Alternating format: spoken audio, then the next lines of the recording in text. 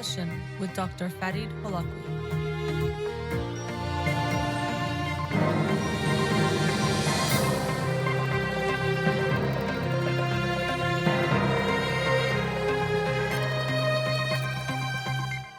Good afternoon and welcome to In Session. I'm your host, Dr. Farid Holakouee, and I'll be with you for the next 2 hours here on Radio Hamra. Studio number to call in, 310-441-0555. I'm a licensed clinical psychologist, so you can call in with any questions related to clinical psychology, including any emotional or psychological issues, parenting issues, and relationship issues as well. You can also follow me on Twitter or Instagram, or like my page on Facebook to get updates on the show, or suggest topics or books for the program, and the shows are uploaded at the end of each week to my SoundCloud page and podcast on iTunes.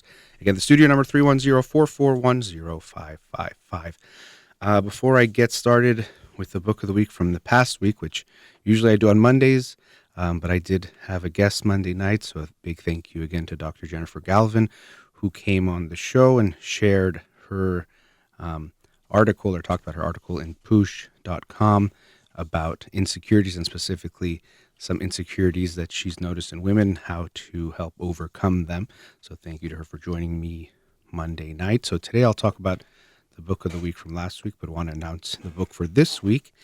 And it was a book I just actually got last night as a gift from a good friend, Vahid. So thank you so much, Vahid, for this gift. He got me Kobe Bryant's book that he wrote himself, Kobe Bryant, The Mamba Mentality, How I Play. So I'm looking forward to reading it. I actually have not read the book, so it was very kind of him to give me that, and so I wanted to actually read it as soon as possible. So I'll start that today and share it with you next week on Monday's show. But the book of the week from last week that I'll talk about today is Race After Technology by Ruha Benjamin. Dr. Ruha Benjamin is Associate Professor of African American Studies at Princeton University.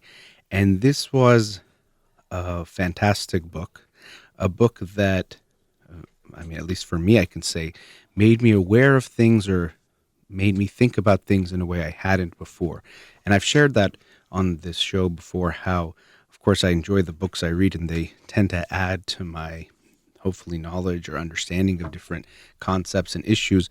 But every so often, a book will make me aware of something and almost creates a paradigm shift in how you think about things, or makes you aware of something you didn't even know you were unaware of. And this book did that. So the book is looking at how we might think of technology and advancements in technology in a way that is race neutral, or think that because we're creating, let's say, AI, the AI is neutral. And so because of that, it won't be racist or sexist or have these other social ills that we might think we humans might have. So we humans might have biases, but the machines won't.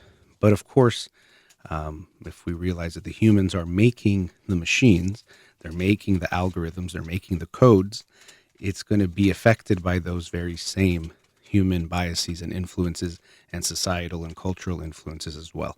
And so we have to be very aware that as much as we might look at technology as a way of just fixing and curing all of society's ills, if we're not careful, it can actually further perpetuate, reinforce, and make racist and sexist tendencies even stronger. And to me, it was very eye-opening to read this book, to get that perspective. To give an example of how this plays out, I think it was Microsoft in 2016 came out with an AI bot called Tay that was going to be on Twitter and was going to learn from communicating with people how to, talk with humans or communicate. And within, I think, one day, it was saying some very racist and sexist things, and saying things like denying the Holocaust and being very mean to people. And so they had to shut it down because it definitely did not go as planned. And she shares several examples of that in the book too, where things didn't go as planned in a similar vein. But it just shows that when you put something that you think is neutral, first of all, it probably isn't neutral, because when humans create something, it gets affected by those biases we have. But secondly, if you put that, even if it's a neutral thing, in biased waters, it absorbs those biases and becomes biased itself. So if you put something that even seems to be neutral into that type of context, it absorbs those things. And it's interesting because sometimes analogies are made between these types of AI and deep learning and children, and we see the same thing happen with our kids. Um, Essentially, our kids come to this world not feeling the way we do about racism and sexism and race and sex and all those other factors and ways we divide ourselves, but they absorb that from their families and their culture and society at large, and over time they can be that way as well, or take those to be given. So it was a very interesting book in helping me to see the different ways that we might not be aware that technology gets affected by what's around it in ways we might not have imagined. So even talking about the book itself and the title, there's race after technology, but she also introduced a concept called the New Jim Code, which is in a way a play on the new Jim Crow. So first, we'd have to look at what Jim Crow even is. So Jim Crow, you maybe have heard about the Jim Crow laws or the Jim Crow South. The way the name came about, as she mentions in the book, is that Jim Crow was first introduced as a character of an 1832 minstrel show. And so minstrel shows were these shows where white actors would act as black individuals, African American individuals, and in very mocking and derogatory ways, which of course contributed to and further solidified the stereotypes that made black people seem as less than. And so this is one of the reasons why, and I think one of the main reasons why, when you hear people talk about blackface and there's such a negative reaction towards that, it's because it calls back to these very hurtful, harmful shows where whites were mocking blacks, and that's why it is unacceptable.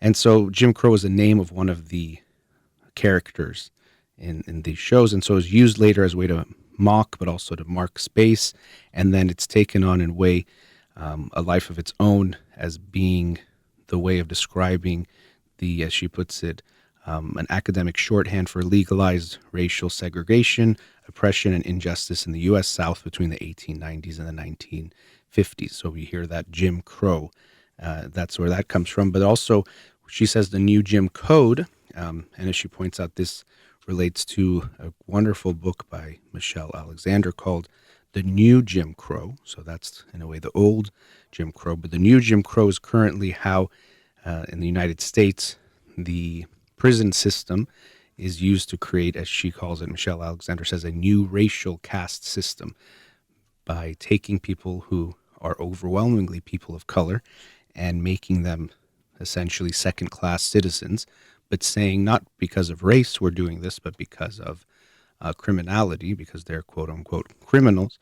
But this itself is biased in the way that we define and even find, essentially, you can say, who the criminals are, which is not unbiased. So it can be a lot easier to say, no, we're not prejudiced or racist against any particular group. We're just against crime and making sure we are safe. But we know that there's huge biases in the legal system in who is targeted, who is under surveillance, and then who gets arrested, and even the ways they're treated after arrest, the whole system from beginning to end. And so the new Jim Code is how there could be racist tendencies in tech industry and tech codes and things that are brought about that we have to be aware of. We'll use Ruha Benjamin's own words. So she says, what I call the new Jim Code, the employment of new technologies that reflect and reproduce existing inequities, but that are promoted and perceived as more objective or progressive than the discriminatory systems of a previous era. And that's, in a way, a technical definition, but as you read the book, it makes more and more sense when you see the different ways that this is illustrated. So to begin with, she shares about the first beauty AI contest. So it was promoted as the first time that AI was going to be used to determine who's the winner of a beauty contest. And so it was thought that, okay, this is going to be an unbiased, objective approach to looking at who's the most beautiful, whereas other contests have human judges, which are going to have the biases of society. And so this will be the first time we can have that. Unfortunately, what they found was that although they thought it would be unbiased because the AI would be doing something called deep learning to learn what is beautiful, what isn't, and they thought it would be objective. All 44 winners across the various age groups, except 6, were white, and only one finalist had visibly dark skin. So even though it was touted to be, in essence, quote unquote, colorblind, clearly it wasn't true. It was still holding on to those biases, and the people who created the codes themselves were shocked and embarrassed, and realized that it wasn't exactly what they sought or what they thought it was going to be. But essentially, we see how, without even knowing it, they somehow were coding or creating a system that further perpetuated the already standards of beauty that can prefer things like lighter skin to darker skin. And what is unfortunate is that when people see something like this, fortunately, quickly they realize, the creators themselves, that this was not okay. Well, they might think, if it's AI, if it's machine learning, this is now unbiased. This is now somehow more true than the human biases, and it could make it seem like, okay, then this is actually the reality. And this is a huge problem, because when we use the technology in this way to further reinforce a stereotype, not realizing that it's because we've already given it these biases, it could actually give credence or make people who think in racist ways, or society at large who sees things in a racist way, that there's something true about that. We also see this when laws are changed, for example, and let's say, I used the analogy last week that if Iranian Americans were not allowed to hold government jobs because they didn't think it was safe for them to be holding government jobs because they might be terrorists, and this was in the society at large for a long time. And of course, that's going to affect the way people would see Iranian Americans. And then they say, you know what, we're going to change the law, and now they can get those jobs. So they can apply now. Now, of course, when they're applying for those same jobs, and there's been a system in place for years that has seen them as not safe, as bad, as less than, as all those types of things, of course, when people are hiring who to pick between them and a non-Iranian American, they're probably more likely to choose the non-Iranian American. And now they'll say, see, even it's legal for them to get the jobs, but they still don't get them. This shows somehow their inferiority, or that they're dangerous, or that they're not safe.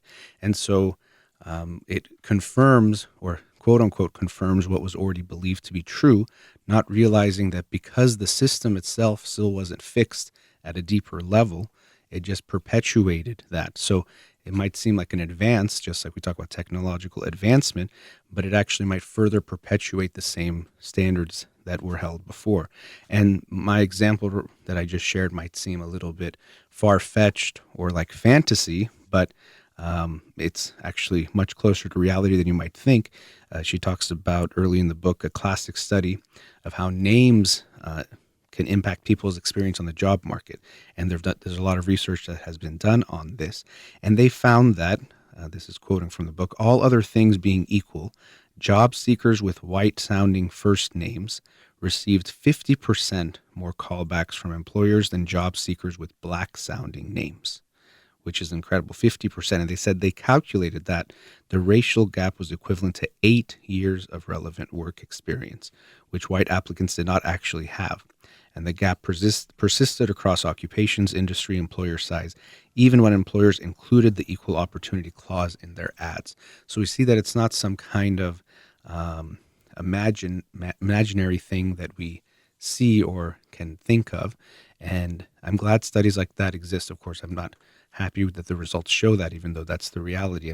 But we want to see that reality. But I'm not happy that is the reality, because it does make it more real. Because I think people can think, oh, people say there's racism or there's sexism, but those things don't really exist. If you really want to do it, you can make it. And then there's always the ways that people will say, well, look at Beyonce, or look at Obama, people who have made it, or Oprah. Then that shows that the system is not racist, not realizing that when you have so few people to choose from and they stand out in the way that they do, it almost points to the fact that the system is not fair to give everyone an equal shot. The book has so much more that I want to talk about. I'm already at the first commercial break. So I'm going to talk a bit more about this book after the break. Again, it's Ruha Benjamin's book, Race After Technology. We'll be right back.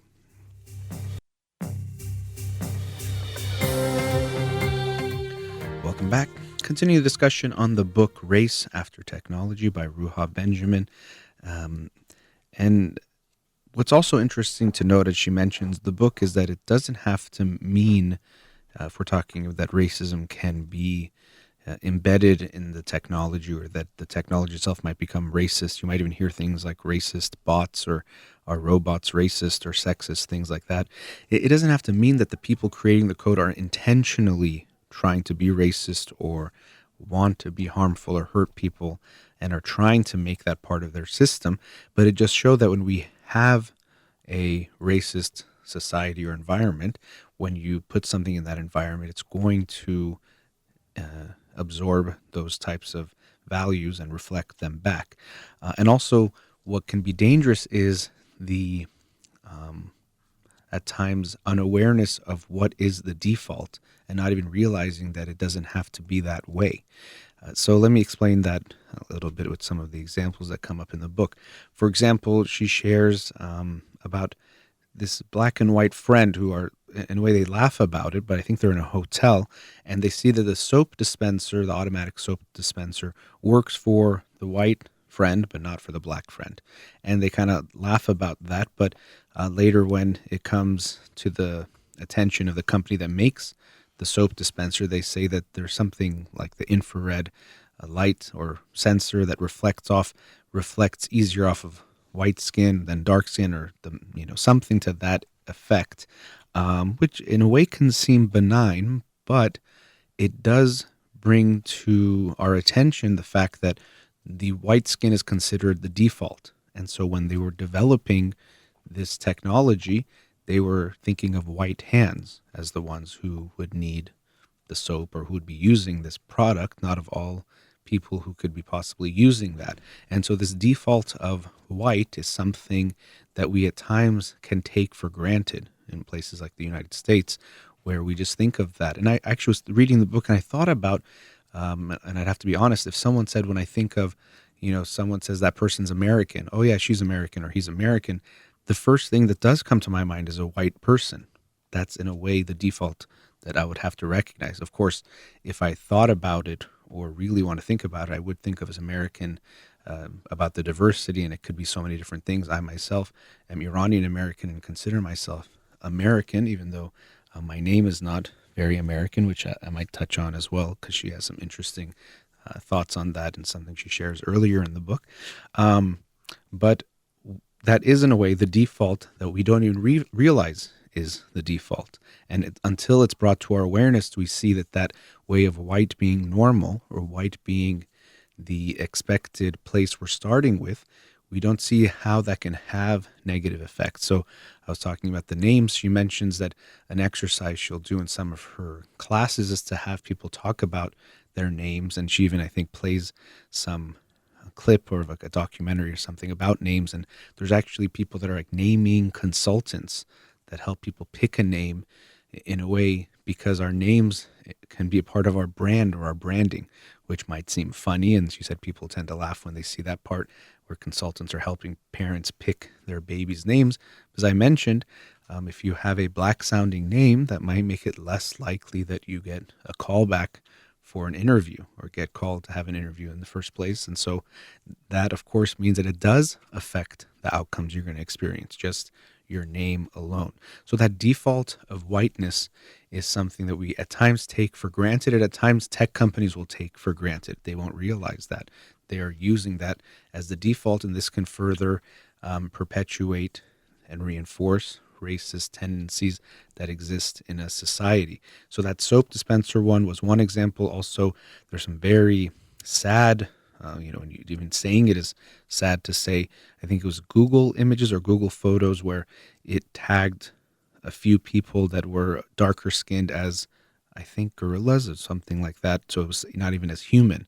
And we can just think this is a glitch. And she talks about that, how there are these glitches sometimes in the system. And we think of them first as glitches in the technology. Oh, the technology just doesn't pick up on black faces the way it picks up on white faces, or it tends to have this type of a bias, and we're going to fix that glitch. But as she points out, those quote unquote glitches that show up in the technology that we think of as somehow a mistake or something that's just an error that the system is doing might actually be showing us in a very clear way the glitches or the inequity that exists in society, where some groups are considered less than, or are not even considered, or are not seen in some ways and overly seen in other ways, but that can affect the way they are treated. So rather than thinking of them just as, oh, that's a glitch, we did the beauty contest and more white winners were there, that was just a glitch in the system.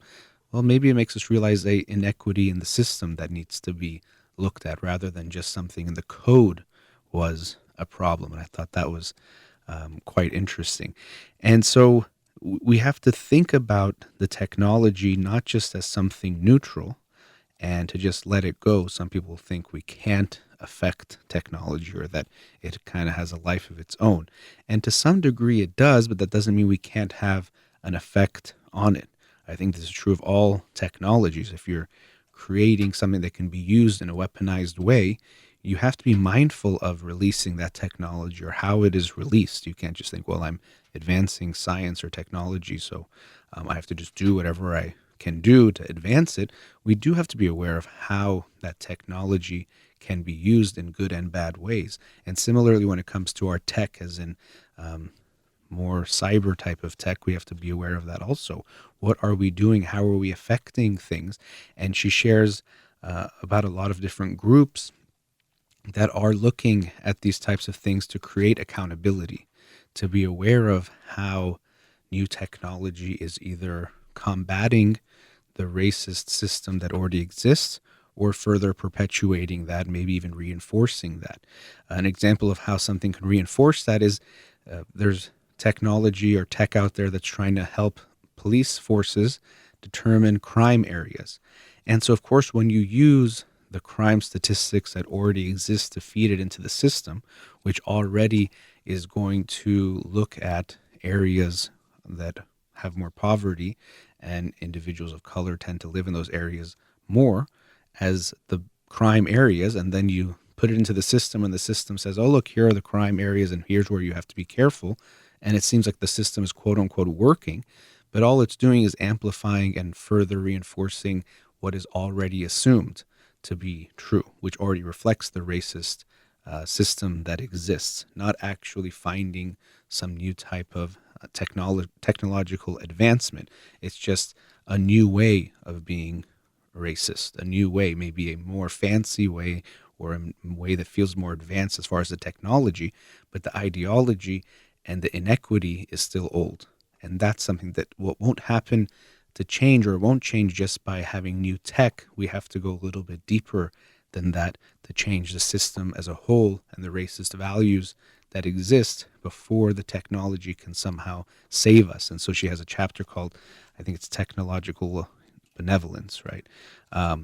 Technological benevolence, and how we have to actually be mindful of this and aware of the ways that we might think of tech as a savior. Okay, we're so biased as humans. We have sexism, we have racism, but we're going to create this AI that's going to save us. And really, it doesn't work. It might have to be a little bit more the other way around, that we first change us and then the technology will follow, but also that we have to be aware of the technology we're creating, in a way working hand in hand with that, to shape how the direction it goes in. And she shares lots of different groups and organizations that are doing exactly that to try to combat this, to audit technology, so to speak, and do different things to be aware of ways that it might not even recognize it's being racist or perpetuating racism. Late I talked about the crime statistics that are used and the ways that police are then told that these are the high crime areas. And actually, what I remember from Michelle Alexander's book, The New Jim Crow, when you look at things like drug use, as far as who's using drugs and how much, it's pretty much equal across all cultures or ethnicities, race. But when you look at who's in jail for drug-related issues, it's not even close. I don't remember the statistics, so I can't give those offhand. The amount of the proportion of black and brown people who are in jail for drug-related issues. So here we can see that inequity.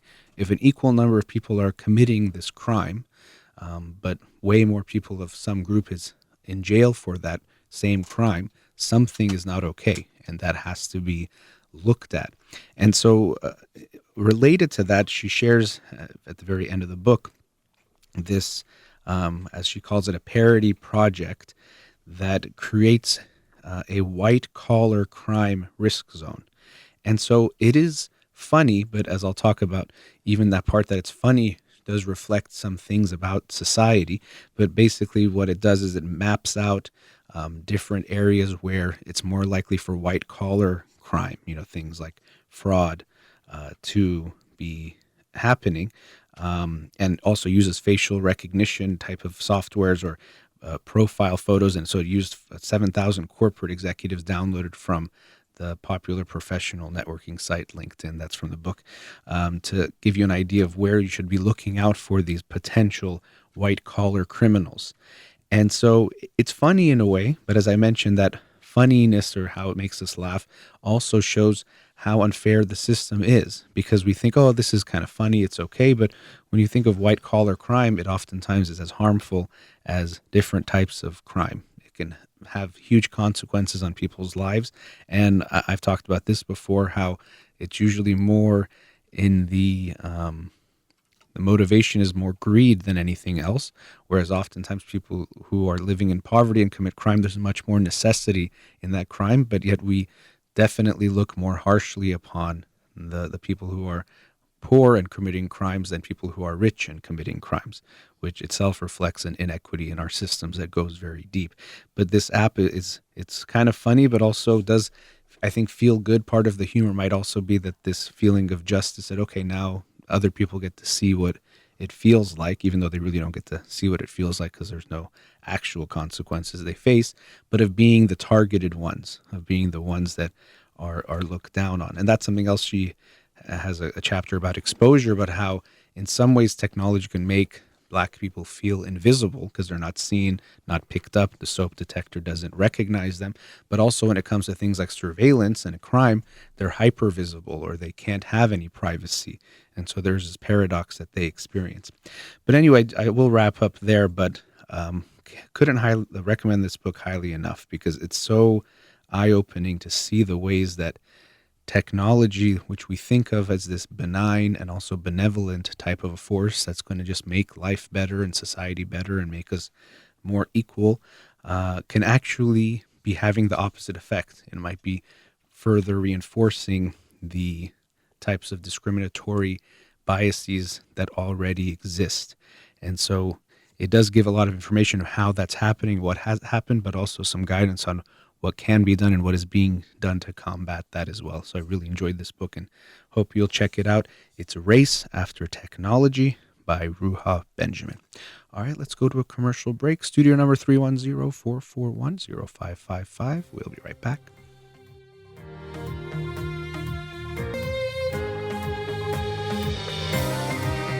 Welcome back. Let's go to a caller. Radio Hamra, you're on the air. Hello. Hello, thanks for calling. You're welcome. Hi, Dr. Farid. Yes, hi. This is Kalpana. Thanks and we have been speaking earlier as well regarding my daughter. I called from Sydney, and you guided us what to do, basically. Oh, very nice. Now, I think I remember. Yes, go ahead. Yes. Now, as you know, I have a daughter. She's 3.5, and I have a Sorry, son. go ahead. He's 1.5. She's how old? She is 3.5. 3.5? And my son is 1.5. Okay, got it. Right. And sort of based on your direction, she started to go daycare, and now my son, he also has joined daycare too. Okay. What we have found with my son is he is way too active, and we have noticed he hits a lot.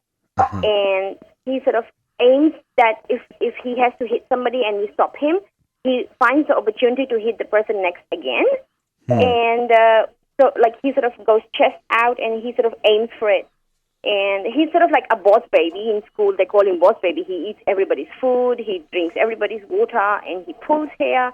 He's just basically like I can't control him, sort of. And So yeah, I don't know what we have done wrong with him Well, that he sort of let me like. stop you there. You necessarily haven't done something wrong with him. That and because also what he's doing is not so wrong. Even when you say we can't, and it's interesting. You say you can't control him, but my guess is you can't control yourself completely either. So the expectation that you're going to control him is already a bad place to start. I didn't mean it in that way. Sort of like we believe in a lot of freedom. No, what I meant was like how do we calm him down or not to hit, because he hits his sister, he bites us, he sort of he hurts us, like in biting and my daughter, she starts crying and she doesn't want to play with him. So in that sense. Well, I mean, so I don't want to also say nothing can be going on, but kids at this age will bite and hit. They can't really communicate much. They also have feelings they can't quite keep under control, and they're going to express it in different ways. And so one thing when I work with parents a lot, they might freak out about their kids. They say, oh, he's hitting or she's biting. And they think, does that mean they're going to keep being this way or reflect something about their adult life? And so we don't have to be worried that if your kid bites now, they're going to turn into a vampire when they're older. Or they're going to keep biting people. This is kids bite. Every person has probably bit someone when they were a kid. It's just kind of something we do. It's a way of expression when you don't have a lot more to express and don't know how to deal with it. Now, is your son more angry? Is your son have more aggression going on? That I obviously can't say for sure, but we don't want to already start pathologizing him or saying he's, even the way you said, what did we do wrong? Means that there's some big problem or something is really wrong with him, when maybe there isn't necessarily something really wrong with him. Now, we do want to be aware of when he's biting and hitting. We can't tell him that's okay, or we don't ignore it, but we don't want to also make it seem like something is really bad with him or wrong with him, because the way you judge his actions might even have a bigger impact on him than what you're talking about right now of him being, let's say, a little more aggressive than other kids. Right. What happened was, because we know that they're kids, they can't communicate with us, and they do things when they're frustrated. But the thing is, what's happening now is the parents, like other playgroups, they're sort of keeping us away now because he's, so in that sense, like, we don't want to be isolated and all the other friends are playing and nobody wants to play with us. Sure. So, well, that was interesting you said us. It was interesting. Sorry, you said no one wants to play with us, which is interesting. I mean, it's your son that we're looking at, right? If he gets to play with them or not. But I could see, but what you said with us, it does reflect that as a parent, I understand it's easy to say, don't care about what people think or what other parents say, but you do feel something when your kid is the one who other parents are looking at as acting out or doing something they don't like. All parents will feel something about that. Now, we want to minimize how much we let that impact us. We don't want to. Your priority is your son. Now, if another mom or dad doesn't like what your son is doing or is giving you some kind of attitude, you can be aware of where they're coming from. But your priority is going to be your son and making sure he's okay, rather than making sure we look good in front of him, the other parent, or whatever. Yeah. So we want to make sure that's good. I'm happy to hear that. But you're right. We want to be aware of this because it could affect even how your son feels when he sees that kids don't want to play with him, or, other kids will play with the other kids, but not with him. That could affect him. We want to be mindful of that. So, of course, when we're helping him to deal with this, it's, of course, out of love for him that we know it can negatively impact him, that he's not going to feel good or have good experiences if he hits or bites a lot. It does happen with kids, but we want to make sure he's not negatively impacted by that. So, of course, the mindset is always important to have. Now, in the home, there's some things we can look at. Is there any fighting or arguing, tension that is happening in the home? No, definitely not. Definitely not. So things are calm. Yes, very calm. My husband and I, if we have to discuss anything, we discuss in the bedroom, not in front of the kids. That's the very first rule that we have made as a family. Okay. And then how long have you noticed, when you say he's been more aggressive, how long have you noticed that? Ever since he, sort of like 5 months ago, since he turned 1 year old. And ever since he was on his foot, when he could sort of run, and that was it. That was the beginning of everything. Okay. And, also this expectation we can have on, let's say, sharing, or you said, he takes kids' toys. I get that that can create a problem, and then the other kid wants their toy, and we can't just let him take people's toys. But we can Yes. understand at 1.5, he just sees something he wants it. He doesn't have this long-term way of thinking about it. Well, that's not mine, or maybe I wouldn't like it if that was my toy, so I won't grab that toy. We can't have that expectation from him to really understand those things at this point, Yeah. I did not get that bit. Sorry. Oh, I was saying, we can't have that expectation that you said earlier that he's aggressive with kids' toys or things, and he'll go grab it. And what I was saying is that we can't expect for him at this age to understand that that is in a way wrong, that, that's Yes. someone else's toy, or try to put myself in that kid's shoes. How would I feel if that was my toy? And he's not going to get that yet. Slowly, we want him to get to recognize those things, but we can't have that expectation that at 1.5, he's going to think about those things, Right. So what I'm doing now is when he sort of hits and sort of bites, I go down to his level, and I'm sort of, because we meditate and we see the psychologist and all, not recently we sort of stopped, but we try to do calm parenting, and I go down to his level and I look in his eyes, and we try to say no very less. So I shake, sort of with my finger, and I indicate that no hitting, we do nazi, we do gentle, we don't hit and bite. But still, and I know he understands that no and all that, but he still would go and he hit the person, like he would mark the person. And it didn't happen just once, it had happened like a lot of times. And this is my only concern. It's just, as a mother, because I want him to play out with, and he's very social. He's so funny. He'll laugh. He'll giggle. He would try to make us laugh. He has his dad attitude. But in that sense, it's just that worrying me that nobody would want to be his friend. And I can't be playing with him always. No. And Yeah, of course, he needs to have friends that are his age, of course. And this is, again, what I meant by not going too far ahead, that, okay, he's going to be this aggressive, abrasive kid and adult his whole life just because he's a little bit aggressive now. It could be that he is a little bit more excitable, or a little bit more, intense or sensitive, even, that he feels things more strongly than other kids, so he expresses it more strongly. And obviously, I'm sure you're keeping an eye on him, and we'll keep an eye on him as he's developing. But I don't want you to get so far ahead, because what parents can do is, when they think far ahead like that, they think, my kid's going to be this way, that way, so we feel like we have to stop the thing now. And then we put so much pressure on the kid to stop doing something now, when it might be unrealistic, or that pressure itself is hurting the kid. So, for example, you see him hitting another kid, and in your mind you go ahead, it's 10 years from now, he's 11, he has no friends, he's alone, he feels this, he feels that, and then you feel, okay, I got to get him to stop hitting kids now, because it's gonna become this big problem, rather than being able to stay in the moment with him of, okay, he's a little bit angry, he doesn't know how to play, he got excited, or he got frustrated by the kid, and that's how he reacted. Yes, it's not a great way to deal with frustration, but at this age, that's how he's dealing with it. And also, something else you mentioned is, he hears you say no, and he knows what no means, which maybe he does. It might not be so clear to him, but even if it is, a lot of times parents will say this. They'll say, I told my son or my daughter to not do this, and she realized it was wrong, but she did it again. And they're shocked. Like, this is unbelievable. Can you believe it? They know it's wrong, and they did it again.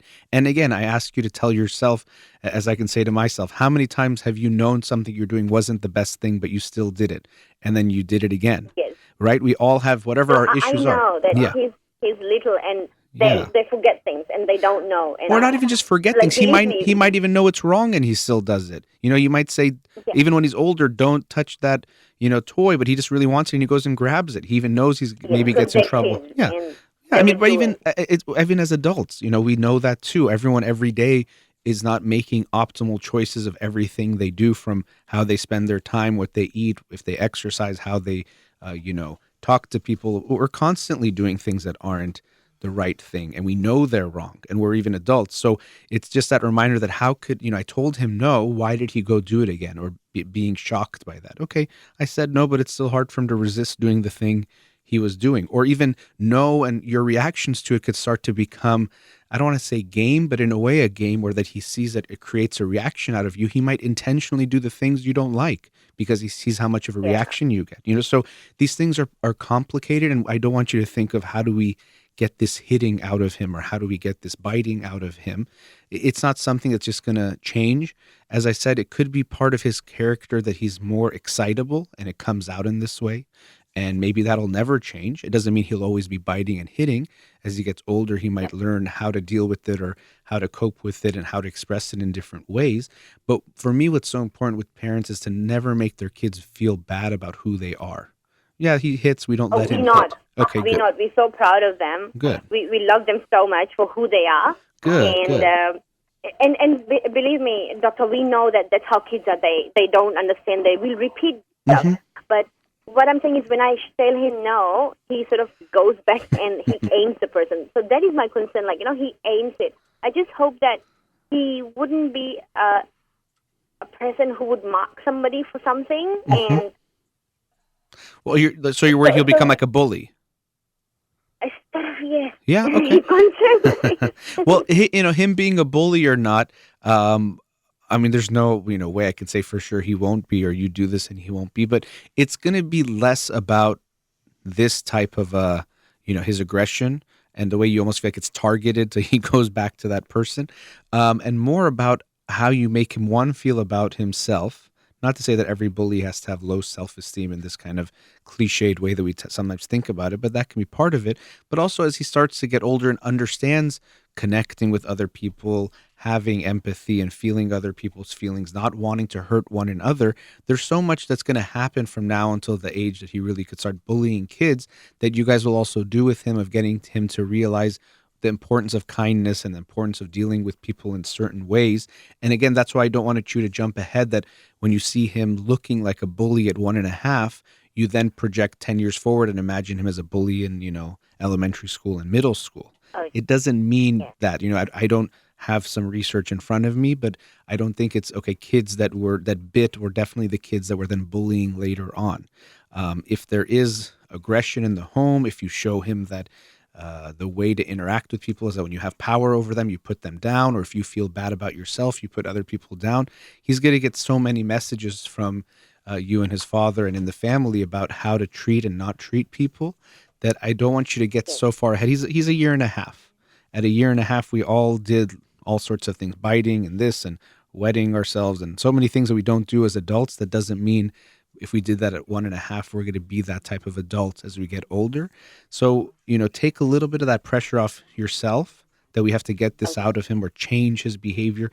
I get it already at school. It doesn't feel good, and I would hope the parents can be understanding, but I get it. They're trying to protect their kids too, and they don't want them to get hurt, and so they put them away.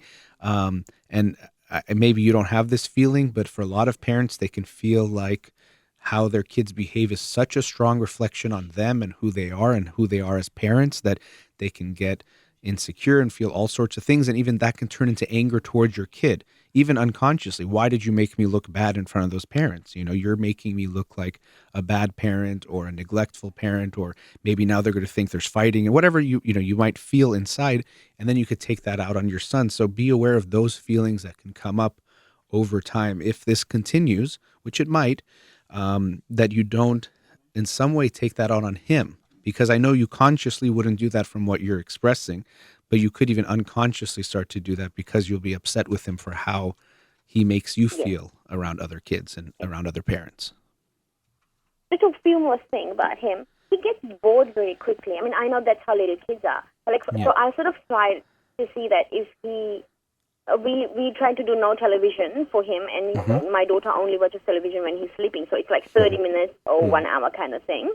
But so one day I tried to put him in front of the television. He watches for like 5 minutes and then he walks away. Okay. So then he comes and with other toys as well, he would get bored very quickly. But recently we noticed he loves to play with balls. So we are sort of having balls everywhere in the car, in the house, at relative's house. So at least he's busy with that. Okay. So is it normal for them to sort of lose interest very quickly? Because my daughter was totally different, and I know kids are different. Exactly. I mean, I think you seem to be very knowledgeable on child development and different things, and kids are different. It's funny. I mean, I know you didn't mean it in this way, but parents, they can get worried about everything. But obviously, most time parents worry about kids watching too much TV, but you're worried about your son not watching enough TV. You're like, no, no, sit down more, watch more television. But he maybe gets bored of it, and that's okay. He maybe is not getting what's happening, and less is definitely more when it comes to screen time for kids. So the less he's actually seeing the screen is going to be better. But it's hard to say. We're planning Yeah. no screen time till he's Okay. 2. Okay. But I was just trying to see if What's his reaction? At least Yeah. I would get some peace, because he's behind me always. He's doing something, Yeah. and he pulls me, and so I sort of thought, let me try what Yeah. he does. Just 5 minutes there, and then he walks away. Okay, well that's fine. And we don't know. We don't want to draw some clear conclusions yet because he's 1.5, and there's different expectations, of course, at different ages. It could be he's a little bit more hyper, or like I said, a little bit more excitable. We'll see. Time will tell. And even if that's the case, it's not something we can take out of him. But maybe he'll enjoy physical activities more, and he needs a little bit more of that to get it out or to express that energy in himself. We'll see. You're saying he likes. We even do that. We go Okay. gymnastics. We do play group. We go dancing, library, rhyme time. So Monday to Friday is fully booked, and Sundays we do swimming. So every day there's something happening, and I think it's getting too much on me as well, since I'm on my feet every day. Yeah. So in that sense, now the other thing, Doctor, I wanted to know was, my husband and I, we talk about it, and I see that he is more into physical activities. I was thinking, should we take him to martial arts when he's 3? Now I know he's too little, but sort of I wanted, because I know he has this lot of abundance of energy in him, and he sort of wants to hit and all. So should 3 years, should they do martial arts, or 5 years is appropriate age? Because there's no age mentioned when should Yeah. we start martial arts. I sort of wanted him to learn discipline through martial arts. Yeah. Well, I think If that's that's the right if thing. it's something, as is going to be the case with whatever activities you introduce for either of your kids, that he seems to like it and enjoy it and wants to do it. I think there's some things I actually do like about martial arts. I know for some people it's associated with violence because you think of hitting, but really the martial arts are very, as you mentioned, focused on discipline, and even the philosophy very often is not about learning these techniques to hurt people, but more about protecting yourself and defending others. So it's more about using it in the right way, not to and always to respect your opponent, respect whoever you are dealing with. So those can be some good philosophies. I feel in your voice, I know you care about him a lot and you're concerned about him a lot. There's a strong anxiety about how he is. And you're going to have to see, we don't have to plan out. We're not going to, me and you right now, plan out his next, 16 and a half years until he's 18. And then he starts martial arts at this age, and he's going to start music at this age. I mean, it's things to, be aware of, but you're going to have to see how it goes. If you take him to karate and he hates it, we're not going to say, no, we said in our schedule for him, he's going to do karate for 5 years, so he has to go. We don't have to keep forcing him to go to that. He might like organized team sports more, or he might like this more. And we want to give him that space. But already I feel like you're treating it as there's this big problem that we have to figure out how to deal with. Of course, we want to recognize our kids and see how they are, who they are, what they're like, and make sure we parent them in a way that meets their individual needs for who they are.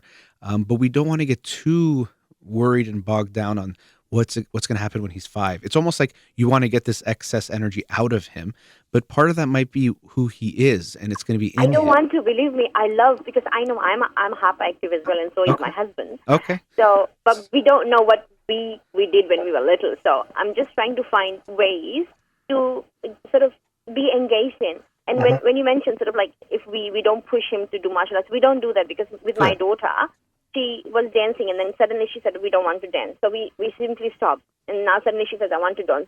So we do consider their feelings. Good, very good. And so, yeah. So basically, is there any readings I can do in regards to excitable kids, or is there any books that you suggest I should read? Just, I don't know, And hug them a lot, kiss them a lot. I don't really have a book in mind, but when you keep talking about them, you can't see my face, but I make this face when I think of like cute kids and the things you're talking about. It's very sweet, and you're doing a lot of the right things. You're caring a lot. You guys are both, you and your husband, putting the right type of attention. The only thing is you might put too much pressure and attention on you and the kids. So even for me, when I'm hearing you talk, of course, no book comes to mind right now. I'm sure there are ones out there. But if anything, I'm more worried about you getting too involved and too much trying to fix things rather than being a little bit more hands off and letting it happen too. So it's, of course, we're not neglecting or ignoring what's happening, but for you, I don't see that at all being a risk. For me, it's more that you might get too involved and try to do too much and say, okay, we got to, he's hyper. So what do we do starting now to get his hyperness to be funneled in the right way?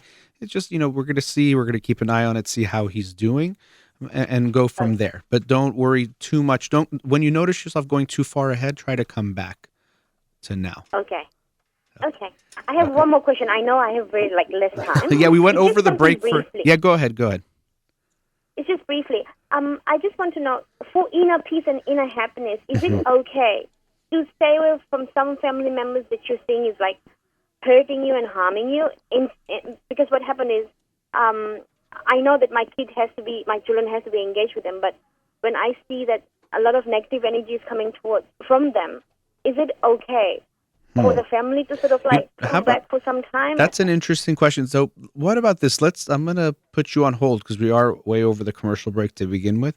And that might be a bigger topic. It seems more about you, but related to the kids. So I'm going to put you on hold and let's talk after the break, okay? Thank you. Sure. Thank you. All right, you're listening to In Session with Dr. Farid Holakouee. We'll be right back.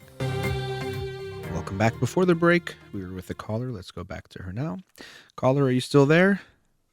Yes, I am. Okay, so before the break, we talked a lot about your kids. You have a 3.5-year-old daughter and 1.5-year-old son. But before the break, you mentioned something about family members and the negative energy or feeling you can have around them and trying to figure out how to deal with that. But we just started that so you can let me know what you had in mind. Okay, I was just saying that I know it's very important for my kids to be around family members and they grow up with their cousins. But what happened is I feel that I sort of get a few bit of negative energy from them, and it's sort of because I get upset very quickly. I mean, and I know about this about myself. So I've been working on it. Do you ever bite or hit them when you get? No. I don't know if you got. I was making a joke about your son, how you're worried about him biting and hitting when he gets older. Oh, okay. No, I don't think you actually were biting or hitting your family members, but you've noticed you get upset when you're around them. No, okay. So yeah, and is it okay for inner peace? That's what my question is. Is it okay that for you to be happy and be calm? Is it okay to not totally eliminate them, be around them, but occasionally? And my children see them occasionally too, rather than having frequent visits, and that's when the tension sort of arises. Well, I mean, because I don't want to name anybody. No, we don't need to name. That's actually, I'd rather we don't anyway. And that's not them. But there's no obviously black and white about this. Or kids need to see their cousins 3 times a week. For myself, my personal experience, my cousins were some of my closest friends growing up, but that's obviously not going to be true for everyone. I also had several cousins that were around my age, and our families lived close for the majority of our childhood, so that was nice. But there's no black and white that you have to do it that way. Now, before we get into the action of what you want to do, I'm also wondering, when you say these family members make you upset, what is going on? What makes you upset? Again, we don't have to name names or get into the specifics, but what's going on? It's just basically when it comes to my kids, a few incidents happened which I didn't agree to, and I stood up for it. Then I became sort of like the black sheep in the family, and I'm okay with it because I know what I saw and I know what my daughter is. So in that sense. And that sort of started to create tension in the family, in the whole family, in my husband's family, not my family. Well, that's what I was wondering. So this is, again, not the specifics of who, but from your husband's side. Yes. Okay. Yes. And how have you and your husband, or what has been the communication with you and your husband on this issue? Tell you the fact, I know he's listening right now, but I'm still upset. It's 1 year, almost like 1 year, and I'm still upset on him for not standing up. Yeah. For his daughter, and I had to sort of do that with his family, and he knows this. But apart from that, we communicate really well. And I would say marrying him was the best decision because he's so understanding. He follows you and your dad CDs and to raise kids, and we try to do all the right thing with our family. Mm-hmm. And we are sort of, I wouldn't say perfect, but we are very good together. Mm-hmm. And he understands me. Good. But sort of, I'm just a bit upset that he still has not done anything about it. But I know it's past. I also know that. So yeah. Well, no, here's, the thing about past and, the past being in the past, which is true, and we want to move past it when we can. But if the feelings are still there, it's not the past. It's still the present, as far as it's present in you and it's present in your relationship with him. And just expect for you to forget about it or shut those feelings off is not going to work. I think it's important, you're asking, the initial question is about how to deal with these family members, or if it's okay if your kids don't see them as much.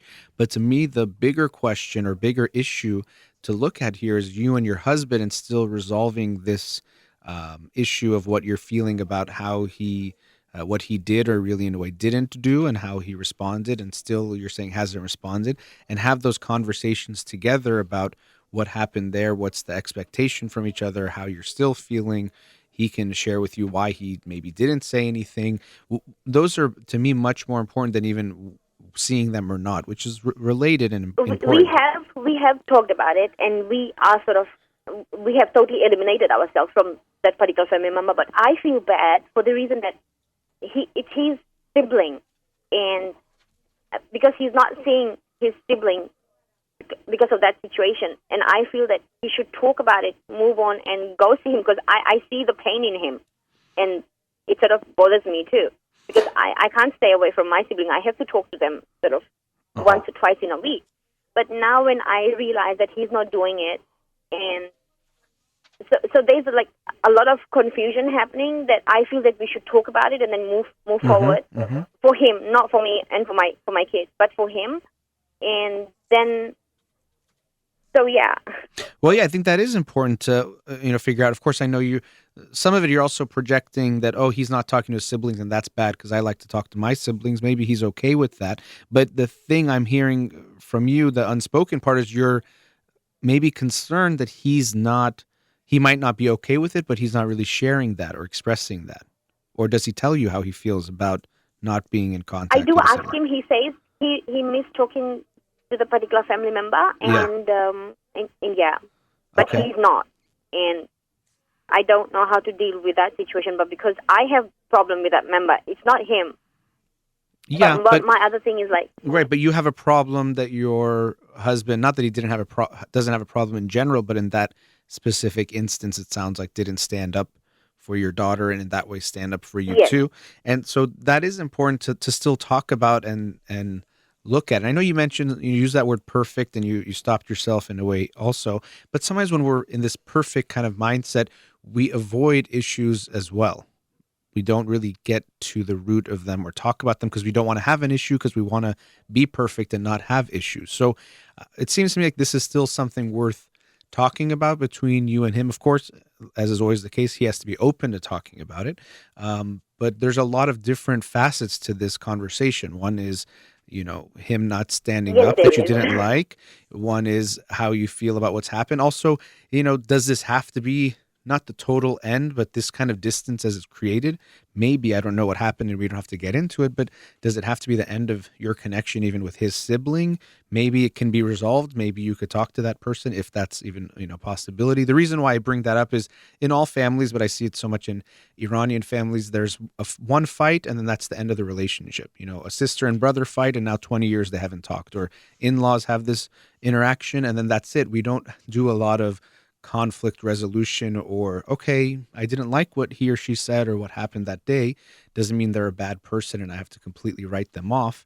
We can talk about it. And even husbands and wives will feel this way, so they might avoid bringing things up because they think if you have a fight, it leads to the end of the relationship or something really bad, rather than healthy conflict is actually a very important part of healthy and happy and strong relationships. So there's also that aspect of the whole thing, which is more outside. For me, more important is you and your husband being on the same page and resolving the things between you, because that's the most important relationship we're talking about here, even him and his sibling, or especially you and his siblings or sibling, but you guys need to be on the same page and okay with what's happened. And it seems like you're still holding on to a lot of feelings about what happened.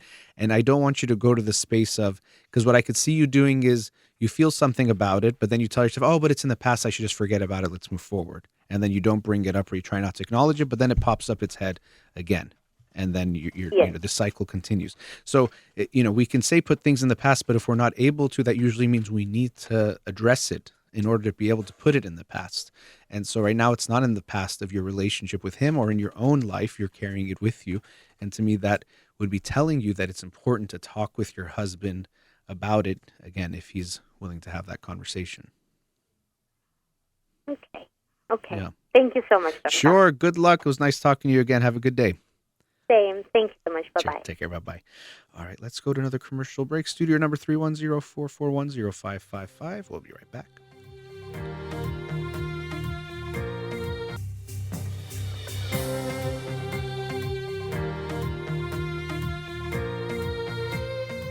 Welcome back. Let's go to another caller. Radio Hamra, you're on the air. Hello. Hi, doctor. Hi. Thanks for calling. Thank you. I tell you the reason of my call, and then please help me to continue the discussion. Sure. Because I don't know where to start. The reason I decided to ring you, I wanted to share my feeling. I have got an internal anger, and I don't know how to overcome with this anger. My anger is not against anybody particularly, and it won't affect my behavior at work. However, I feel so annoying with the system we have got in the UK. I don't want to generalize because I don't want to mislead your audience. This is my personal experience, so maybe other people have got different experience. So I don't want they think this is running over the country. I am living in northeast of the UK. It's about nearly 20 years. And I had a bachelor degree from Iran, chemistry, applied chemistry. I used to work in Iran with my degree. When I moved here, I couldn't find any job because I had to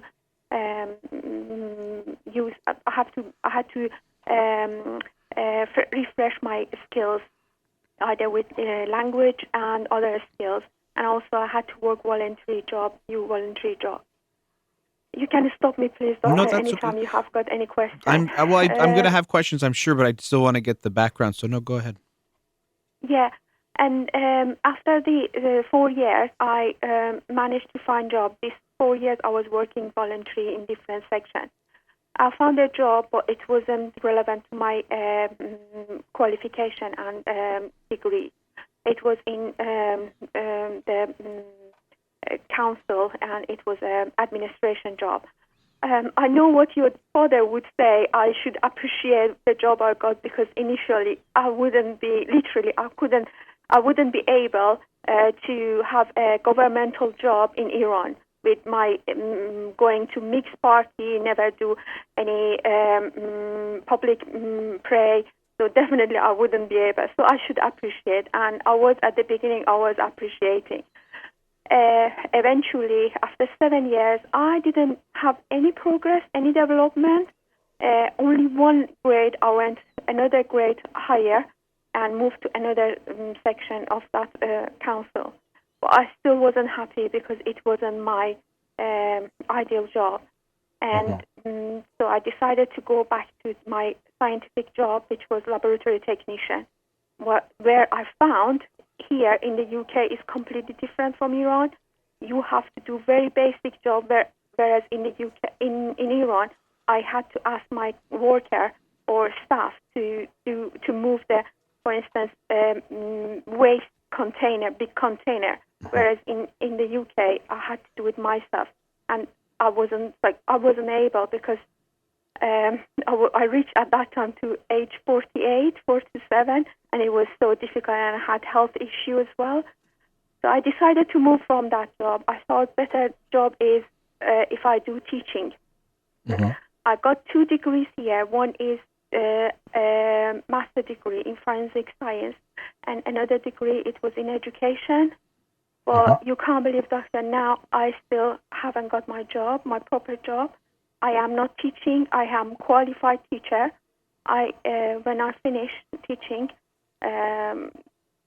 training, I managed to find a job in a school, which I love it, but it's not well paid, and I think they exploit me because I am working as a laboratory technician 3 days, and because I couldn't,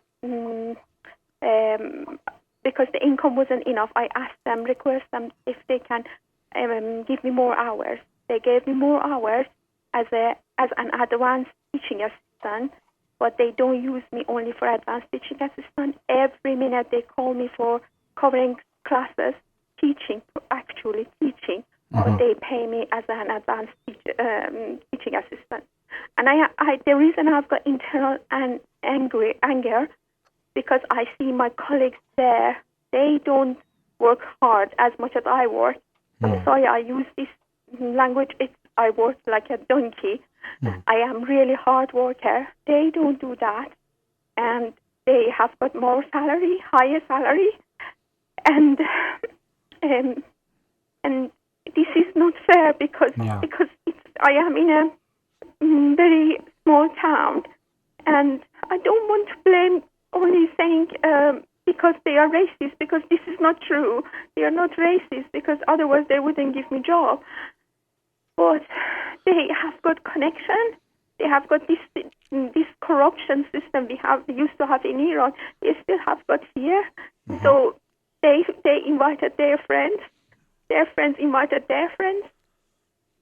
So recently I applied for a teaching job in the same school, but I didn't get the position because I realized the person who got it was one of my colleagues' friends.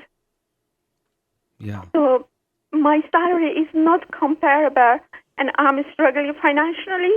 So I'm juggling between two credit accounts to pay because the work I am doing, my income and outcome are not balanced. It's not the same.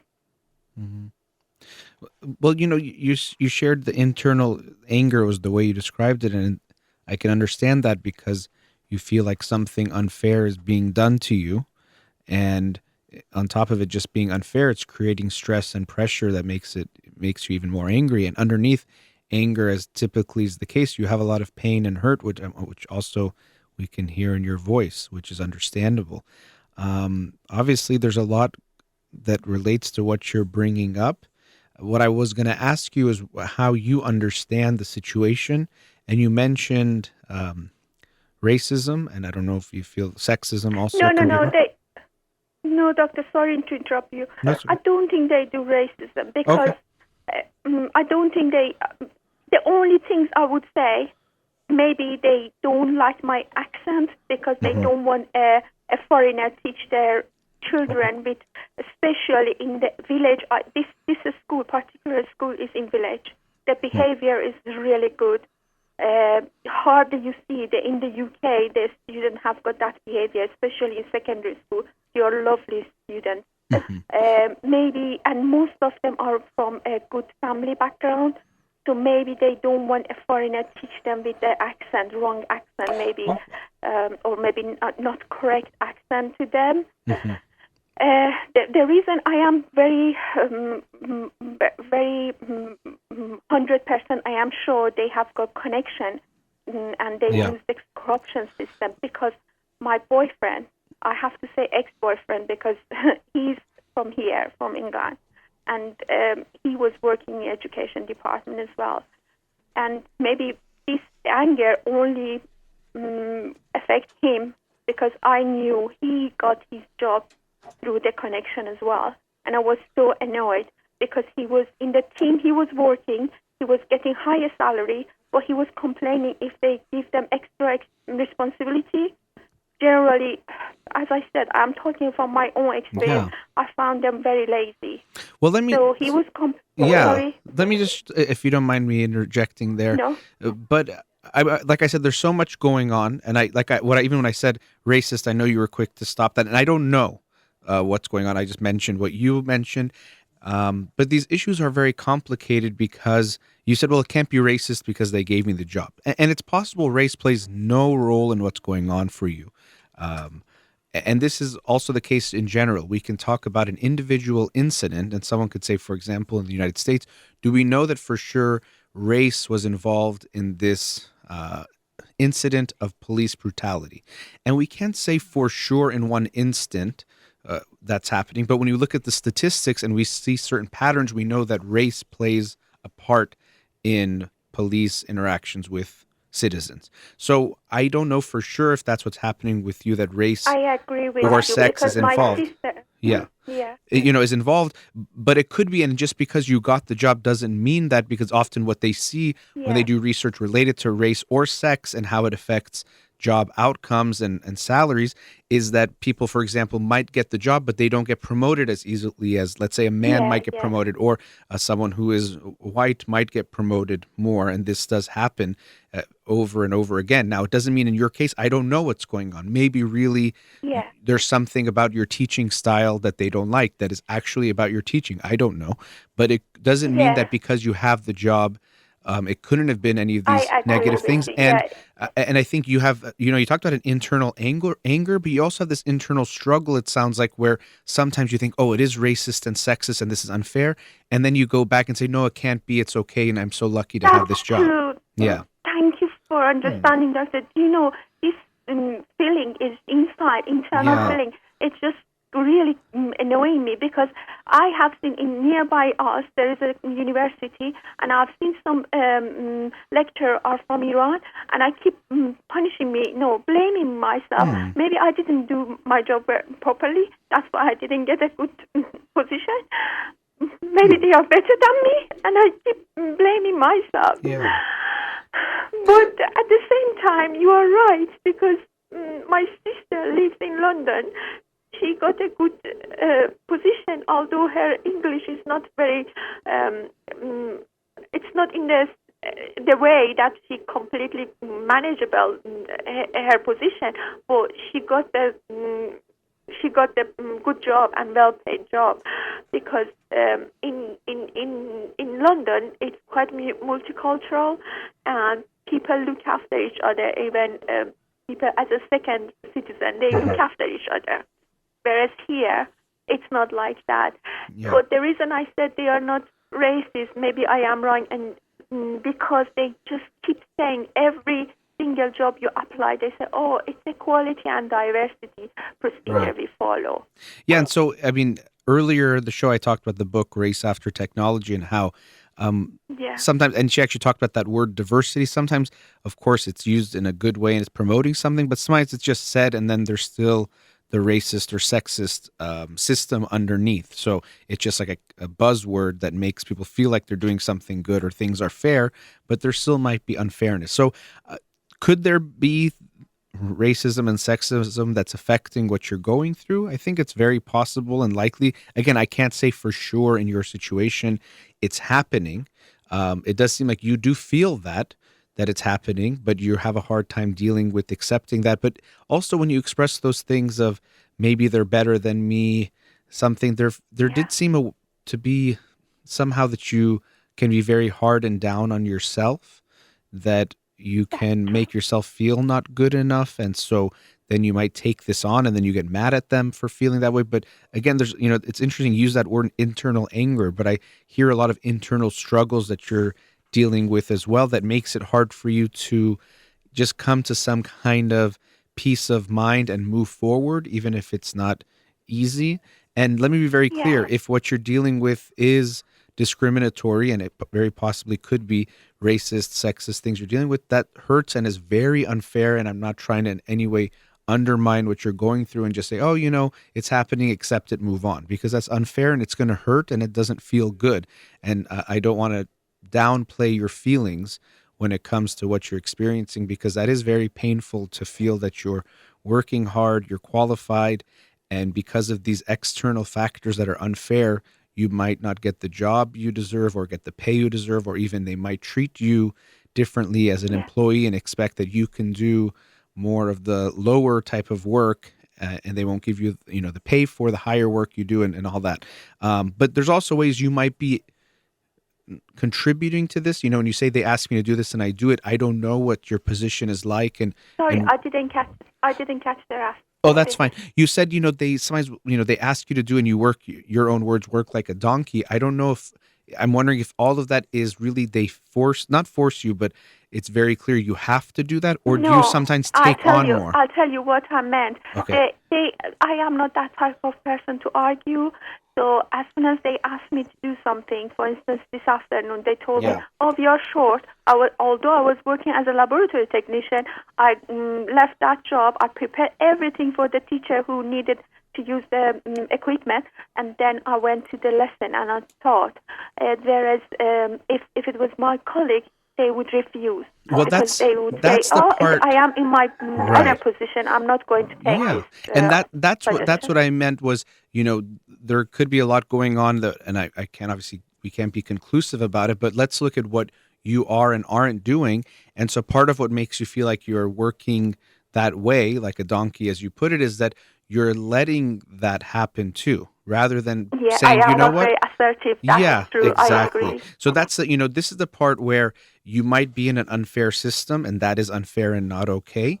But we also want to make sure you're being more fair to yourself, that you're listening to what you want and need, and being, what, I'm working here.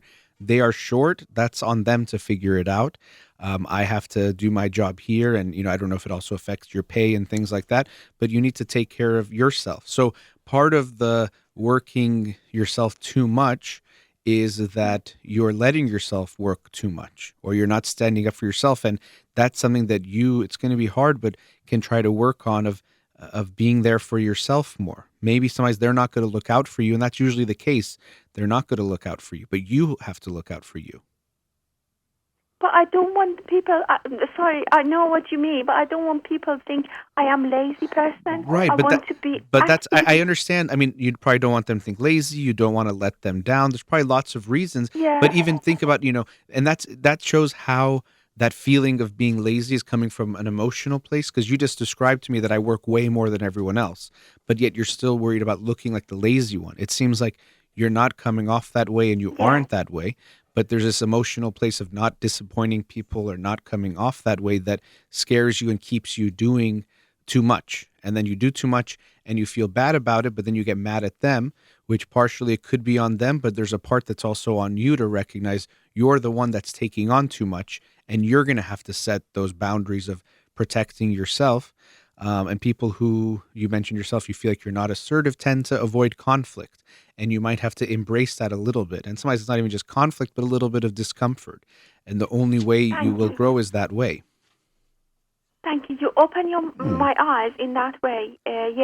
Some problem, most problem is mine. I am not very assertive, and I can't say no to people when they ask me questions. Well, I don't want you to. Sorry, I'd also just quickly. Also, I didn't want you to leave this conversation with the thought as, okay, see, it's all my fault, because it's probably it's not. I don't, and the reason why I'm stopping you there also is because I think you can be so hard on yourself that it's easy for you to go back to that place of punishing yourself. There does seem to be a lot going on with the system, and who knows how much of it is racist, sexist. Yeah, there's connections and office politics and all those things that I'm sure are playing a part. But what I meant, and you said open your eyes, is to see, well, what is in your control? Not to blame yourself, but actually to give yourself that feeling of strength and empowerment that maybe you can make it better. You can't fully change the system. You can't fully change everything, but there probably is more in your control, or more things that you can affect, or more ways that you are creating the certain situation you're in now, which means that's good news that you can actually change some of those things too. Yeah. So, even when we look at some of the research on things like promotions and jobs, they find that men sometimes apply for jobs they're not qualified for, whereas women don't apply for jobs unless they're almost overqualified. So maybe there's ways that, I don't want to say that you have to be falling into the stereotype or acting in this way, but there could be ways that you hold yourself back too. And I do feel some of that in how you talk about yourself, that there's a way that you make yourself feel small or weak or not good enough. And you might be putting that out there both in how you act and also in the ways that you don't try to give yourself certain opportunities to grow or to be where you want to be. So on one hand, you want to be promoted, but also you're not sure you deserve it, or you think you're better just staying in your own place that you were in before, you know? Yeah. So Yeah. My problem is I don't have confidence, and when I'm in the classroom, I sometimes say, oh, maybe I am not good teacher because of my accent. Maybe whereas the kids are they give me feedback, very positive feedback. Yeah. But sometimes I'm comparing myself with very, my standard is high. When they ask me to do a job, I want to do it. Yeah, but 100% well. And that's never going to be 100% well or perfect. Just like if you have students and they get, a 93%, I'm sure you tell them, great job. You don't say, why did you mess up that 7%? But it seems like with yourself, you're very hard on yourself. And so all these things can tie together, because if you expect yourself to be a perfect teacher, you're never going to be. So you won't even let yourself take those certain risks. And I think you're right. At least I'm glad you also recognize that you feel in a way not good enough or are so hard on yourself that you just tell yourself you're not able to do these things. But then you get upset because I think you do recognize, I'm as good as those other teachers that are getting those positions, or maybe even better than them. But still there's this inner critic, inner voice that's telling you I'm not good enough. Something's not right with me. Something's wrong with me. And so there are some deeper things for you to look at and work on. I hope you will and continue to work on those things. And like I said, I think it's unfair if the system is treating you in a way that doesn't base it just on what you're doing. And we know the world is still that way. And I don't want to just undermine those things or say, oh, those things don't matter. But as much as possible, I want you to see what you can do to first love yourself even more, be kinder to yourself, and then create that in the outside by giving yourself even more opportunities, whatever you can. Maybe it's still going to be unfair, but better than what you have now, or the best that it can be, or better at least. Yeah. In previous call, you mentioned about Iranian culture. You said Iranian people. You generalized. You made a comment, general comment. They tend to give up, or they tend to. Was that right? Did I get it right? Well, actually, they tend to give up, or this is how I am. When I applied for this job, as a math teacher for the same school, and then I didn't get it, and another person who was friend of my colleague's friend, she got the job. I gave up, and I said I'm going to leave the school, although I love the school. And I applied for another job. But meantime, because I was short for the money, I was doing so many different things on the weekends, evening. I am adult tutor on the evening. I am working as an interpreter during the weekend. So I just pushed myself too much to be able to overcome the problem. Right, but I want you to see how some of the problem is a little bit more in your hands than you realize, and you help to, in some ways, create it by saying, I'm not good enough for that thing that will make me more comfortable, and so I have to struggle in this way. And so I know it's not that easy, and it's easier said than done, but I want you to be aware of that. And the giving up, I especially was talking about when it comes to relationships and avoiding conflict, that we feel that if we bring up something, it's going to lead to a fight, and then the fight leads to the end of the relationship, so we avoid bringing up the conflict or bringing up the feelings and the issue, and we just run away from whatever it is, whether it's a relationship or maybe a job. But we have to try to face that and say, we can have conflict, and we have to be able to share what we don't like and what we're upset about. And if that then leads to things not working out, well, that's okay, but I can't just accept that I'm going to stuff my feelings in. And I think that is your tendency, is to just, I can handle it, I can hold on to it, I can deal with it, but then you get angry and upset, and that comes out. And so that's something to be aware of. I am way past the commercial break, so I do have to go. But I do hope you'll think about some of the things we talked about. Be a little kinder to yourself, which is itself a long process, and also be kinder to yourself in what you give yourself as far as opportunities, and also things that you allow yourself to say no to when it comes to giving yourself more time and space and not taking on everything. Okay.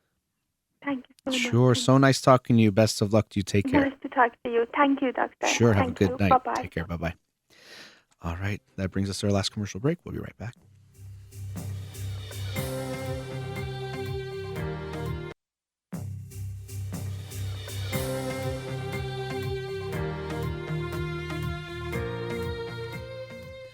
Welcome back. In the last segment, just wanted to share some thoughts in a way related to the last caller and also things that came up earlier in discussing the book Race After Technology by Ruha Benjamin. So the caller and I were discussing what she had been going through, and she wasn't sure if racism and or sexism played a part in her career and things that were happening or not happening in her work situation. And as I mentioned to her, I don't know if for sure it relates to sexism or racism, what she's going through. We do know that sexism and racism absolutely affect job outcomes and even just getting jobs and salaries and all sorts of different factors. So we definitely can't ignore that. And also, it's not something we should just accept as a fact, and we do want to combat that. So as I talked to her, I did want to try to balance that to not just say, well, it doesn't matter, that's the system, live with it, because I don't think that's fair and right, and also should be expected that you're just not going to have feelings about something unfair. The feeling of anger is actually there for us to recognize when we've been wronged in some way, when something unfair has been done unto us. So, of course, it makes sense when we're in an unfair system, you're going to have anger about that. You're going to feel that. And so it's something we shouldn't undermine in others and even in ourselves, recognizing that anger. And what's hard to balance with that is this other side of, well, what can we do based on that system? Because it could seem like we're ignoring the pains of the system or ignoring what the person is going through. And especially as someone talking to someone else, that can feel even worse, and especially if you're not someone who's subject to that. So the sexism that she might be dealing with in her workplace, that's something I wouldn't be able to understand or at least relate to, having that male privilege, where that's the more dominant or the one that's more preferred, so to speak, or default when it comes to a lot of work situations. So I do even try to keep that in mind when I'm telling her about that, because I know I can't know what it's like to experience that. I can try to understand it, I can read about it, I can hear about people's experiences, but truly understanding it, I won't know. And so trying to find that balance of, let's look at the situation. The situation is unfair, there's a lot of hurt there, but let's see what you can do, can feel like you might be undermining it as well. So I think that balance can be hard. But as I said to her, by bringing up what's in her responsibility, it's not to say that the system isn't unfair. So it's not saying, well, no, if you're actually struggling, it's all your fault. But whatever the circumstances might be, we can recognize that, recognize our feelings, but then seeing what we can do. And I say that for her or for anyone going through it, for out of love for them, out of caring for them, compassion for them, that I would want for them to be in the best circumstances they can be, that they can create for themselves. And that's something that actually they deserve to give to themselves in the best that they can. So it's not ignoring what's happened. It's not blaming them for whatever situation they're in, but recognizing what is it that is in their control and what can they do with that. And that's really all we can do, obviously, is change what is in our control. Of course, we can and should focus on changing the system as well. So that's another area where that balance comes into play, where I don't want to say, well, that's just the system, live with it. Well, it's like, no, that is the system and it's unfair and let's do something about it. What am I doing about it? What are we doing about it? Let's take that very seriously in a bigger picture mindset of what we're going to do, but also currently, what can you do as an individual in your life to make it the best you can? Because as we saw with her, and I do want to be mindful of talking about her since she's not here to also share her side or to either agree or disagree with what I'm saying, but there were some things that she recognized she might be doing. She might be holding herself back or seeing herself as small, or as she was able to acknowledge, not being assertive, so she wouldn't share her feelings, or having a hard time saying no, maybe being concerned of letting people down. That people pleaser side could be playing a part. Now, of course, this also can be embedded in the racist or sexist framework, that you might feel that you have less slack than someone else. So maybe a man can get away with more or do less. So also that's not to be ignored or neglected, that there isn't always the same standard. So sometimes just saying, oh, you're a people pleaser or you are not being assertive. It might be that someone doesn't feel comfortable or really might genuinely not have the same rights to disagree or say no or ask for more leeway or time off or whatever it might be than someone else. So that also um, I do want to recognize as well. But it's always about seeing what we can do, because when we look at our lives, there's some things, whatever the circumstances are, that we can do to make things better. You're in a certain situation, what can we do? And it's not to blame.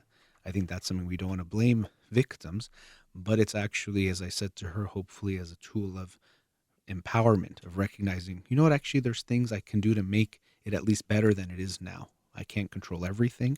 It's not my fault, this situation, but what can I do to bring about some better result for myself? So out of love for myself, what am I going to do to make things better? Because we often will see that as much as things, a lot of things are out of our control, whatever is in our control, we want to take care of that. So, I'm studying for the test and I don't have the book that everyone does have, and that's not fair. But what can I do with the resources I can get a hand of? And yes, it's very unfair that I wouldn't get access to that book. And that analogy is not far at all from what many people do experience, even here in the United States, where not everyone has the same access to education and educational resources. And so tomorrow I will go to Skid Row and get to tutor children who are experiencing homelessness with the organization that is School on Wheels. And I was thinking about it today and thinking about some of the topics I would talk about and how I'm so grateful for that organization. I'm so grateful for what they do, but I wish there was really no such thing, in the sense that there wouldn't be homeless children to tutor, because there would be no homeless children. That there would be no need in that way to have these less fortunate, and even she talks about that in the book, what that means and how even the fortunes are spread about, to have that be an issue.